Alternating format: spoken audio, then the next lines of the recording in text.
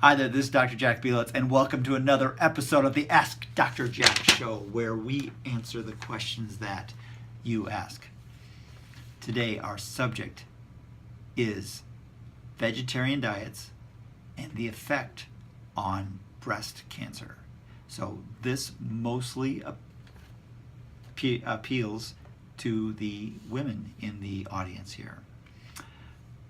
So here's the thing is, when it comes to cancer for women, most women are scared mostly of the breast cancer. However, that's not the one that actually kills the most people. It's lung cancer. But it's still a pretty big fear. And there's been all kinds of studies that check to see if there's a relationship between food and cancer. But there has really never been one that looked at diet as a whole and breast cancer. That is until now. A group of researchers decided to do just that. Instead of just looking at individual foods, which all these foods like fruits, vegetables, meats, fats, they were all inconclusive as to whether or not they had any effect.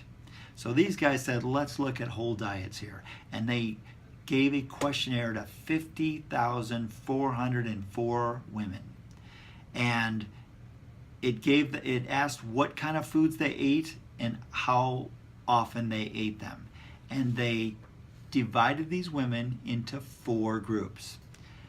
The first group they called vegan, where that meant if there was an intake of egg, dairy, or meat, it was less than once a month. So you didn't have to be perfect, but pretty near perfect, and you were a vegan. A lacto-ovo vegetarian was a person that ate fish, poultry, and red meats less than once a month, but had an intake of eggs and dairy along with the vegetables.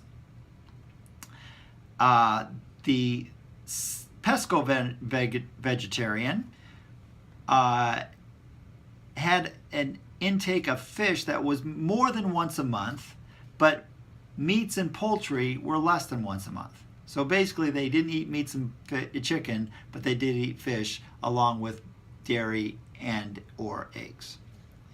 And then there was the semi-vegetarian, where they had an intake of red meat and poultry and fish that was more than once a month, but less than once a week. So every so often they would have something, but it was more of a rare occasion. And everybody else fell into the non-vegetarian, where you had meat, poultry, fish, eggs, and dairy more than or equal to once per week. They had 26,000 women that were included in the vegetarian categories. So there's the vegan, the lacto-vegetarian vegan, the pesco-vegetarian, and that's it. And then the non-vegetarians had 24,000. So fairly equal group. Here's the interesting thing. The vegetarian group had 478 cases of breast cancer, and the non-vegetarians had 414. So a lot of you are going to jump up and down and celebrate because a vegetarian diet gave really, it was actually worse than eating meats and chicken and fish.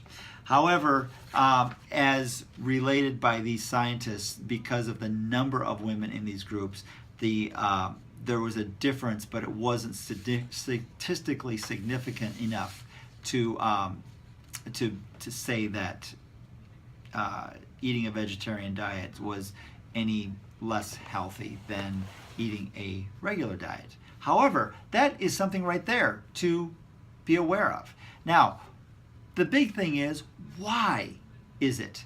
And one of the conclusions that has been come about is because we find that a lot of women who are vegetarians, or meant to, a lot of vegetarians in general, eat more carbs than the people that eat meat.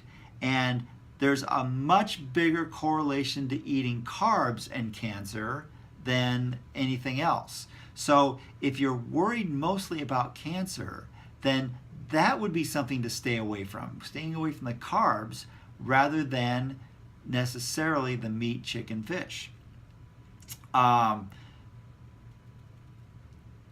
That's it. Hopefully that gives you some good information that you can use. If you have any questions about this, or you're interested in how can you get a healthier diet, make an appointment. Let's talk about it. I have found that diet is one of the best ways to keep your health.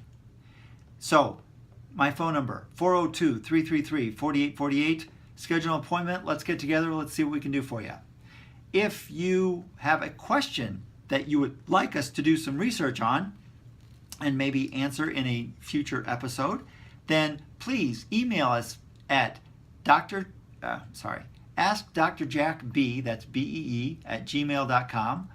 Call the office at 402-333-4848, or better yet, stop in and ask the question yourself. Always love doing research, always love bringing this information to you. Again, I'm not here trying to give you advice. I'm just here to give you information that you can use to make the best decision for your health. I hope you have a very happy and healthy day, and I can't wait to see you on the next episode of the Ask Dr. Jack Show.